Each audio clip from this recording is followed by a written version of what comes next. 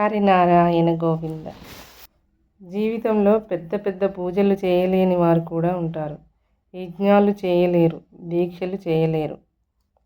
కానీ శాస్త్రం చెబుతుంది, ప్రతి మనిషి చేయాల్సిన ఒక కర్మ ఉంది. అదే నిత్యకర్మ. ఇది చేయకపోతే పాపం అంటుంది ధర్మసింధు. చేస్తే మహాపుణ్యం కాదు, కానీ చేయకపోతే మాత్రం లోపం. ఇది వినడానికి కఠినంగా అనిపిస్తుంది. ఉమా సంహితలో పార్వతీదేవి అడిగింది, ప్రభు, పెద్ద పెద్ద పూజలు చేయలేని సాధారణ మనిషి ఎలా రక్షించబడతాడు అని శివుడిని అడిగింది. అప్పుడు శివుడన్నాడు, నిత్యకర్మను విడువని వాడిని నేను విడువను అని చెప్పాడు. నిత్యకర్మ అంటే ఏంటి? అది ఎందుకు తప్పనిసరి? పూజ కాదు, జీవన నియమం. దైవం కోసం కాదు, చిత్తశుద్ధి కోసం. ధర్మసింధు నిత్యకర్మలను స్పష్టంగా విభజిస్తుంది. రోజు చేయాల్సినవి ఫలాపేక్ష లేకుండా. ప్రాతస్మరణ అంటే లేవగానే దైవనామ స్మరణ, శరీర శుద్ధి, జలశుద్ధి, సంధ్యావందనం, గాయత్రీ జపం, దేవతాస్మరణ, పితృస్మరణ, ఆహార నియమం ముందు కృతజ్ఞత. ధర్మసింధు చెప్తుంది, ఇవి మానేస్తే ప్రత్యక్ష పాపం కాదు, కానీ ప్రత్యవాయ దోషం. అంటే చేయాల్సింది చేయకపోవడం వల్ల కలిగే కర్మదోషం. ఉదాహరణకి, దీపం వెలిగించకపోతే చీకటి వస్తుంది.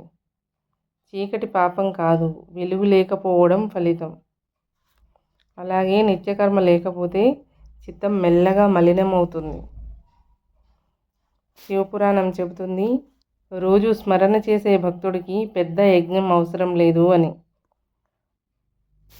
అనియమిత మహాపూజ కంటే కూడా నియమితంగా చేసే చిన్న పూజ గొప్పది. మహాసంహితలో శివుడు చెప్పిన 3 నిత్యశుద్ధి మార్గాలు ఏంటి అంటే, నామస్మరణ, జలస్పర్శ, సత్యవచనం.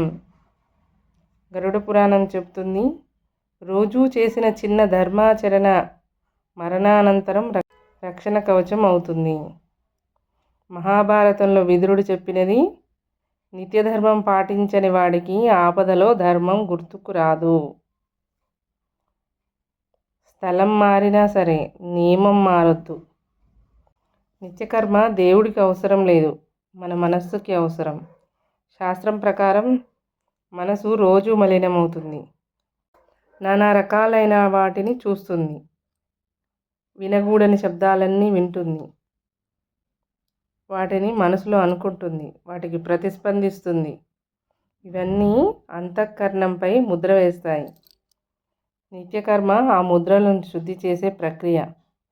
ధర్మసింధు చెప్తుంది, రోజు చేయాల్సిన కనీస ఆచరణ లేవగానే నమస్కారం చేసుకోవడం, దైవనామ స్మరణ చేసుకోవడం, నీరు తాగే ముందు స్మరించుకోవడం దైవాన్ని, భోజనం ముందు కృతజ్ఞతలు తెలపడం, ఉదయం సాయంత్రం దీపం పెట్టడం, నిద్రకు ముందు పరిశీలన చేసుకోవడం.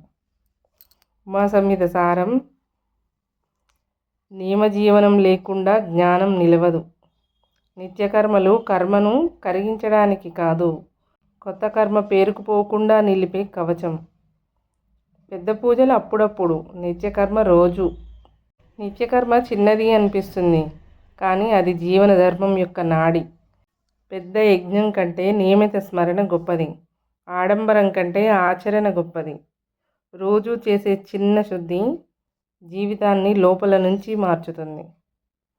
నియమం ఉన్న జీవితం స్థిరచిత్తం ఇస్తుంది. స్థిరచిత్తం ధర్మదారి చూపిస్తుంది. ధర్మదారి భయం తగ్గిస్తుంది. నిత్యకర్మను విడవకు, అది సాధన కాదు, జీవన శ్వాస.